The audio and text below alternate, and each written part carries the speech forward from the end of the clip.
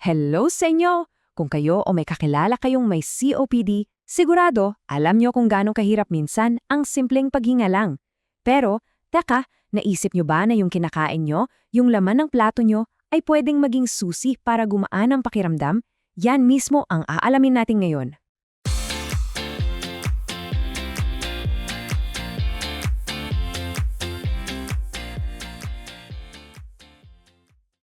Parang simpleng tanong lang, di ba?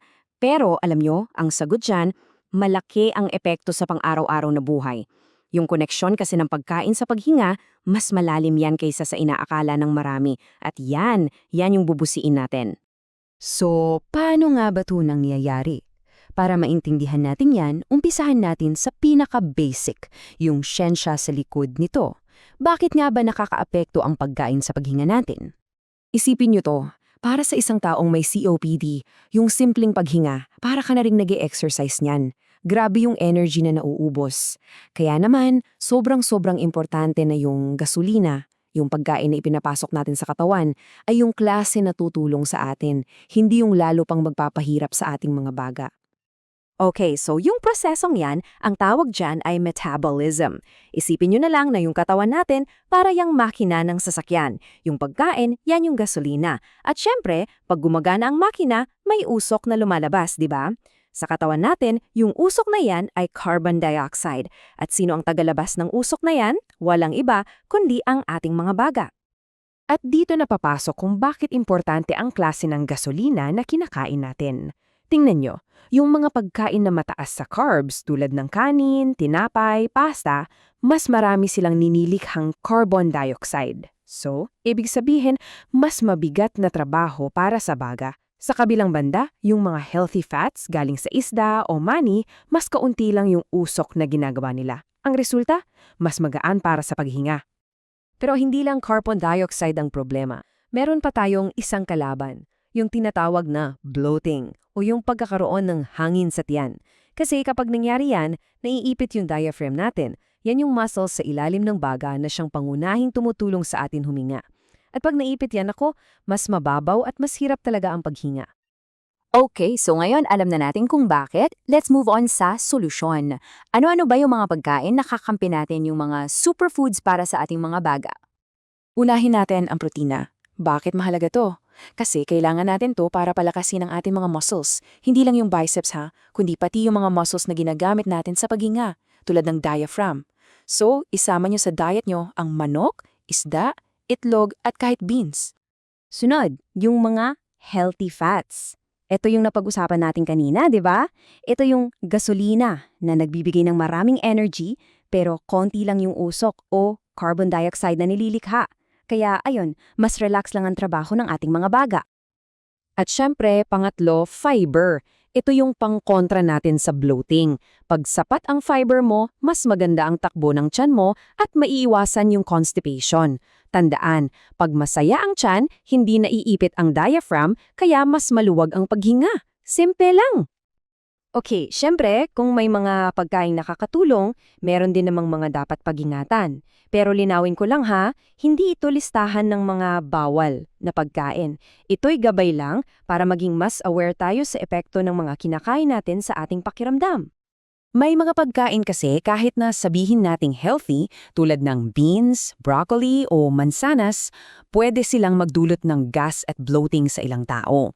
So, anong sikreto dito? Obserbasyon. Pakinggan nyo ang sarili nyong katawan. Kung napansin mong parang mas humihirap ang paghinga mo pag kumain ka ng isa sa mga yan, edi siguro iwas-iwasan mo muna o bawasan. Isa pa, yung mga dairy products. Medyo tricky to kasi hindi naman sa lahat. Pero para sa ibang tao, yung gatas, keso o kahit ice cream, parang nagpapalapot ng plema nila. At pag malapot ang plema, mas mahirap siyang ilabas, kaya parang laging barado ang pakiramdam. Muli, ang susi, obserbahan mo ang sarili mo. Ganyan ba ang epekto sa'yo? Tapos yung dalawang ito, ilimit natin as much as possible. Una, yung sobrang alat. Kasi ang asin, nagpapanatili yan ng tubig sa katawan at yung extra fluid na yan, pwedeng magpabigat sa paghinga. Pangalawa, yung mga matatamis, lalo na yung galing sa soft drinks at candy, kasi wala ka namang nakukuhang sustansya dyan, puro empty calories lang. So bukod sa pagkain, meron pang isang bagay na sobrang simple lang gawing pero grabe ang epekto para gumaan ang paghinga at ito ay ang hydration. Okay, heto ang numero. 6 hanggang 8. Ano kaya to? Hulaan nyo. 6 hanggang 8, para saan kaya yan? Ayan, 6 hanggang 8 baso ng tubig araw-araw. Bakit napaka-importante nito? Dahil ang tubig, yan ang pinakamabisang pampalabnaw ng plema. At pag malabnaw ang plema, syempre, mas madali siyang iubo at ilabas. Ang resulta, mas maluwag na pakiramdam sa dibdib. So, ano ang dapat inumin? Simple lang. Tubig ang number 1. Pwede rin ang mga herbal tea. Ang dapat limitahan, alak, mga inumin may caffeine tulad ng kape at matatamis na soda. Kasi yung mga yan, nakaka-dehydrate. Ginagawa nilang kabaliktaran yung gusto nating mangyari. Okay, at para sa huling bahagi, tandaan natin, hindi lang yung ano ang kinakain natin ang mahalaga. Minsan, yung paano tayo kumakain, yun ang mas may malaking epekto, lalo na kung mabilis tayong mapagod. Heto ang ilang simpleng tips na malaki ang maitutulong. Una, magpahinga muna bago kumain. Save your energy! Pangalawa, imbes na 3 malalaking kainan, gawin mong 4 hanggang 6 na maliliit para hindi biglang mapuno ang tiyan mo at maipit ang baga. Pangatlo, piliin yung mga pagkaing madali lang ihanda. At pang-4, yung mga likido, inumin mo 1 oras pagkatapos kumain. Bakit? Para hindi ka agad mabusog sa tubig at makakain ka pa rin ng sapat. Gaya nga ng sabi ng Nationwide Children's Hospital, ang tamang halo ng mga sustansya sa iyong dieta ay makakatulong sa iyo na huminga ng mas madali. Yan ay yung buod ng lahat. Yung pagkain natin, hindi lang yan basta pampabusog.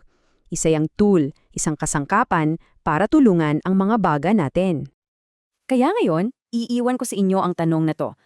Anong isang maliit na pagbabago ang kaya mong gawin simula ngayon? Hindi kailangan ng malaking pagbabago agad-agad. Baka pwedeng dagdagan lang ng 1 basong tubig ang iniinom mo araw-araw. O sa susunod na kakain ka, isda naman ang piliin mo. Kahit ano pa yan, ang importante, magsimula ka. Dahil bawat maliit na hakbang, malaking tulong yan para gumaan ang paghinga mo.